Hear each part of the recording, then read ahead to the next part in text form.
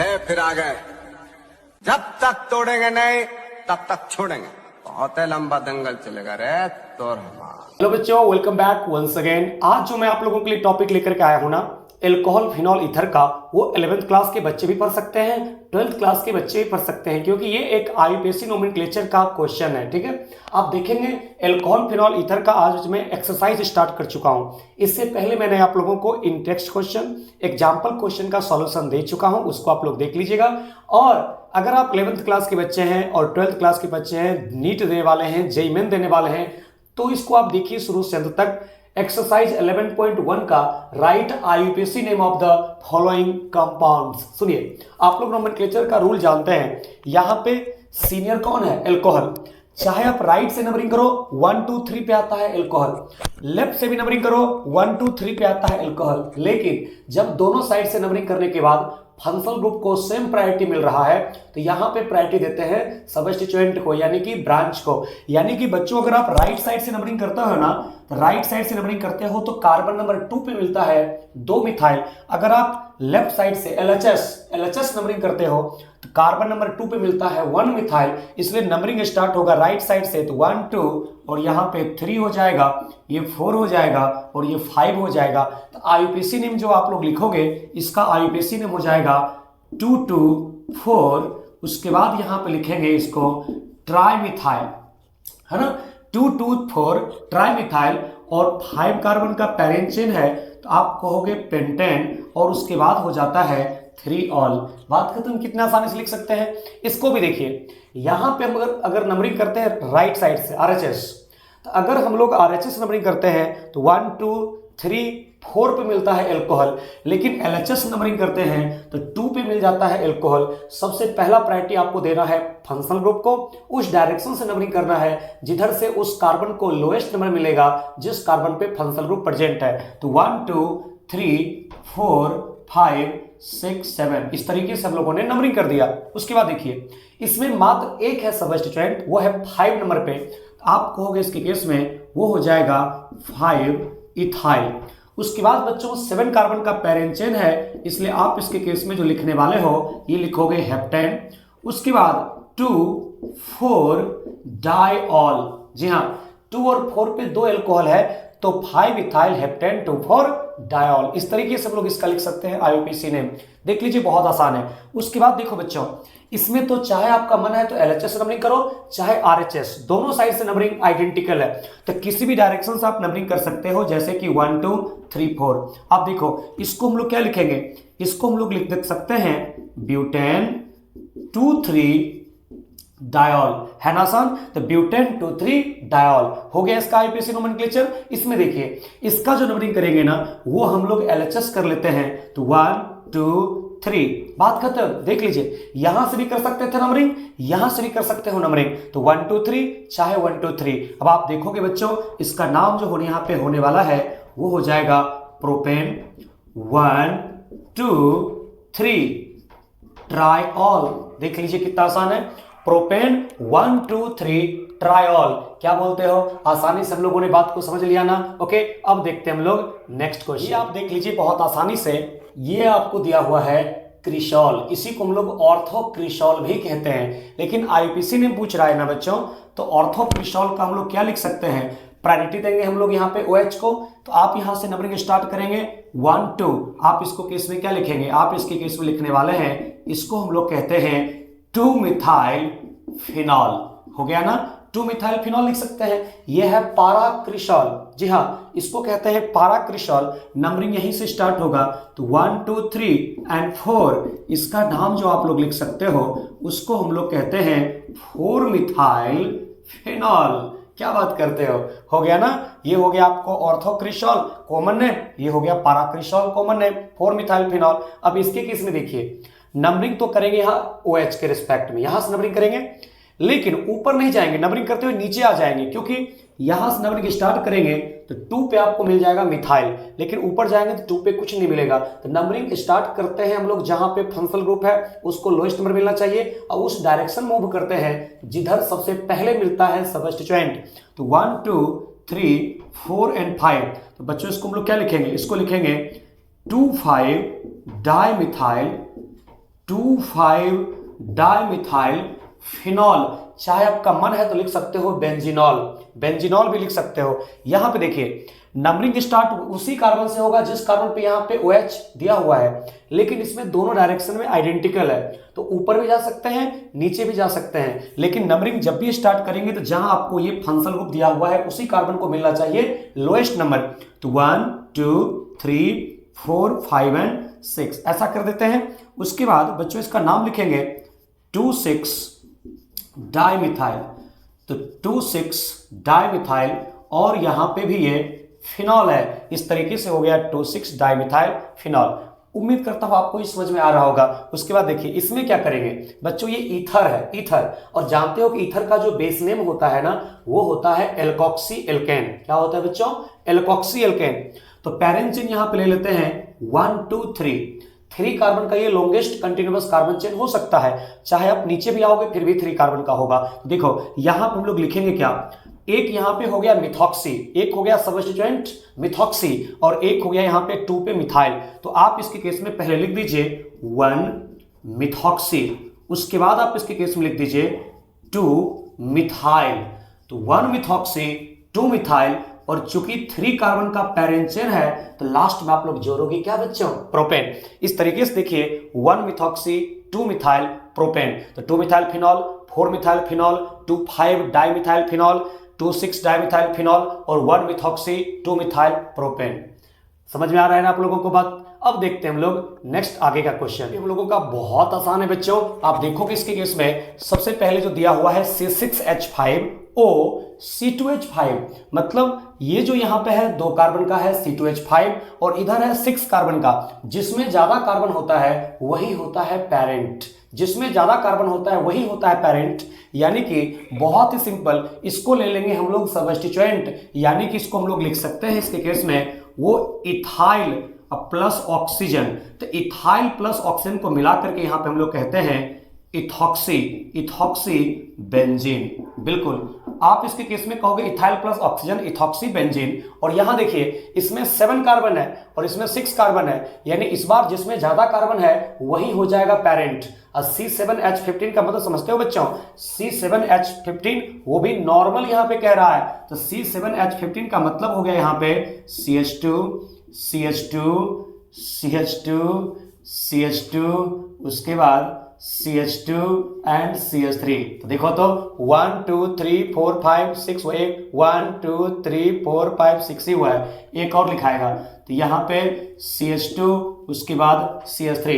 देखो तो 1 2 3 4 5 6 7 2 2 4 2 6 2 8 2 10 2 12 3 15 हो गया C7H15। अब बच्चों इस बार इधर 7 कार्बन है इधर 6 कार्बन है, ये हो जाएगा अब सबस्टिट्यूएंट, और जिसमें ज्यादा कार्बन है वो हो जाएगा पेरेंट। इसका मतलब यहाँ पे बहुत ही सिंपल है 1 2 3 4 5 6 और 7। आप कहोगे इसके केस में ये फिनाइल प्लस ऑक्सीजन, तो फिनाइल प्लस ऑक्सीजन मिलकर के क्या कहेंगे? इसको हम लोग कहते हैं 1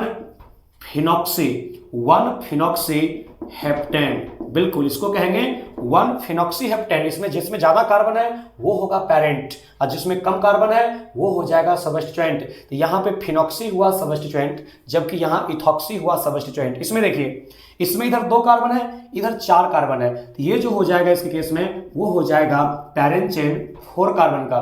तो 4 कार्बन का पैरेंट चेन हो गया बच्चों।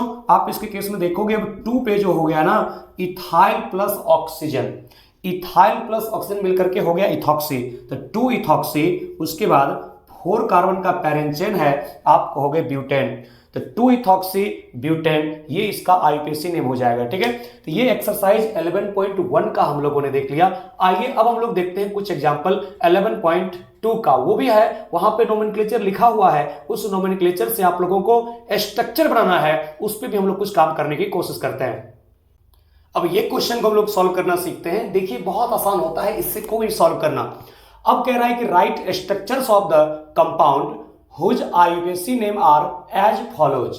आईयूपीएसी नेम अब दिया हुआ है और इसके बाद इसका स्ट्रक्चर बनाना है। इससे पहले क्या था, आपको स्ट्रक्चर दिया हुआ था, आईयूपीएसी नेम लिखना था 11.1 में। अब 11.2 में आईयूपीएसी नेम दिया हुआ है बच्चों, 2 मिथाइल ब्यूटेन टू ऑल, यानी कि 4 कार्बन का पैरेंट चेन है। ये तो क्लियर हो गया कि 4 कार्बन का पैरेंट चेन है क्योंकि ब्यूटेन है और उसके कार्बन नंबर 2 पे ऑल है, मतलब एल्कोहल है। देखिए कैसे लिखेंगे, यहां पे कहेंगे 4 कार्बन का पैरेंट चेन है जिसमें कि कार्बन नंबर 2 पे एल्कोहल है और कार्बन नंबर 2 पे ही मिथाइल है। तो कार्बन नंबर 2 पे ही एल्कोहल है, कार्बन नंबर 2 पे ही मिथाइल है। अब 4 कार्बन का पैरेंट चेन है, आप इसके केस में लिख देते हैं इस तरह से ब्यूटेन, तो 2 मिथाइल ब्यूटेन टू ऑल, इस तरीके से आप लिख सकते हो इसको। उसके बाद देखिए 1 फिनाइल प्रोपेन टू ऑल, मतलब प्रोपेन है तो पैरेंट चेन 3 कार्बन का होगा जिसमें कार्बन नंबर 1 पे फिनाइल है और कार्बन नंबर 2 पे एल्कोहल है। तो बच्चों यहां पे मान लो C6H5, इसको कहते हैं फिनाइल, फिनाइल कहते हैं। इसको रख लिया कार्बन नंबर 1 पे, पैरेंट चेन कार्बन नंबर 1 पे, और कार्बन नंबर 2 पे यहां पे जो दिया हुआ है प्यारे बच्चों, ये दिया हुआ है एल्कोहल। तो यहां पे आप देखो इस तरीके से फॉर्मेशन कर दिया 1 2 3, 1 फिनाइल प्रोपेन टू ऑल, हो गया ना। यहां पे 4 कार्बन का पैरेंट चेन है तो 1 2 3 4, 2 पे मिथाइल 2 पे एल्कोहल, तो यहां पे इस तरीके से 2 मिथाइल ब्यूटेन टू ऑल हो गया। इस तरीके से आप देख सकते हो 1 2 3 4। अब देखिए 3,5 डाइमिथाइल हेक्सेन 1,3,5 ट्रायोल, मतलब 3 एल्कोहल है, टोटल 3 एल्कोहल है, एक है 1 पे, एक है 3 पे, एक है 5 पे, और जो डाइमिथाइल है वो उसमें डाइमिथाइल एक है 3 पे, एक है 5 पे। देखो कैसे लिखेंगे, यहां पे लिखेंगे कुछ इस प्रकार से कि एक एल्कोहल रहेगा 1 पे, एक एल्कोहल को रख दिया 1 पे, 2 पे कुछ नहीं है तो 2 पे कुछ नहीं लिखेंगे। उसके बाद कार्बन नंबर 3 पे एक है मिथाइल और एक है इस पे एल्कोहल, तो कार्बन नंबर 3 पे बच्चों एक है एल्कोहल और एक है मिथाइल। उसके बाद 4 पे कुछ नहीं है। अब फिर 5 पे देखोगे तो 5 पे भी क्या है, एक है मिथाइल, एक है एल्कोहल। उसके बाद 6 कार्बन का पैरेंट चेन है तो 1 2 3 4 5 और यहां पे रख दिया हमने 6। अब देखो तो बन गया 1 पे एल्कोहल और 2 पे कुछ नहीं है, 3 पे एक मिथाइल है, एक एल्कोहल हो गया, 4 पे कुछ नहीं है, 5 पे एक मिथाइल है और एक है एल्कोहल, तो हो गया 3 5 डाइमिथाइल हेक्सेन 1 3 5 ट्राइऑल। इस तरीके से आप यहां पे इसका बना सकते हो आप स्ट्रक्चर, ठीक है ना, आसानी से बना सकते हो। उसके बाद देखो बच्चों 2 3 डाइइथाइल फिनॉल, जी हां 2 3 डाइइथाइल फिनॉल कहने का मतलब हुआ सबसे पहले आप बना दीजिए फिनॉल, बना दिया। उसके बाद कार्बन नंबर 2 पे एक इथाइल और कार्बन नंबर 3 पे भी एक इथाइल, तो यही तो हो गया। इसी को हम लोग यहां पे कह सकते हैं 1 2 3, यानी कि 2 3 डाइइथाइल फिनॉल। देखो कितने आसानी से हम लोग इस स्ट्रक्चर के द्वारा बना इस आईपीएसी नोमेनक्लेचर के द्वारा लिख सकते हैं उसका स्ट्रक्चर। अब देखते हैं आगे का नेक्स्ट क्वेश्चन। हम लोगों को दिया हुआ है 1 इथॉक्सी प्रोपेन। बच्चों 1 इथॉक्सी प्रोपेन में अगर आप लोग देखो तो यहां पे हम लोग कहेंगे कि 1 पे हो जाएगा इथॉक्सी, यानी कि CH3 CH2O और 3 कार्बन का पैरेंट चेन है। देखो ना लास्ट में प्रोपेन है ना बच्चों, तो जैसे प्रोपेन आपको यहां पे कह रहा है, यानी कि इसके केस में 1 2 3 और यही हो जाएगा 1 पे इथॉक्सी, इथाइल प्लस ऑक्सीजन, तो 1 इथॉक्सी प्रोपेन इसी को कहते हैं। उसके बाद देखिए 6 नंबर पे क्या दे रहा है, 2 इथॉक्सी 3 मिथाइल पेंटेन, मतलब कितने कार्बन का पैरेंट चेन है, 5 कार्बन का, 5 कार्बन का पैरेंट चेन है जिसपे 2 पे है इथॉक्सी मतलब इथाइल प्लस ऑक्सीजन और 3 पे है मिथाइल। तो पहले आप 5 कार्बन का पैरेंट चेन ले लीजिए और उसके कार्बन नंबर 2 पे रख दीजिए सबसे पहले आप इथॉक्सी, तो रख दिया OC2H5 और 3 पे रख दीजिए मिथाइल, तो 3 पे रख दिया हम लोगों ने मिथाइल, तो 1 2 पे इथॉक्सी 3 पे मिथाइल और पैरेंट चेन 5 कार्बन का है, इस तरीके से हमने लिख दिया। तो देखो 1 2 3 4 5, 2 इथॉक्सी 3 मिथाइल पेंटेन, कितना आसान होता है सब लिखना, आप झूठ-मूठ के परेशान होते हैं। अब है साइक्लोहेक्साइल मिथेनॉल।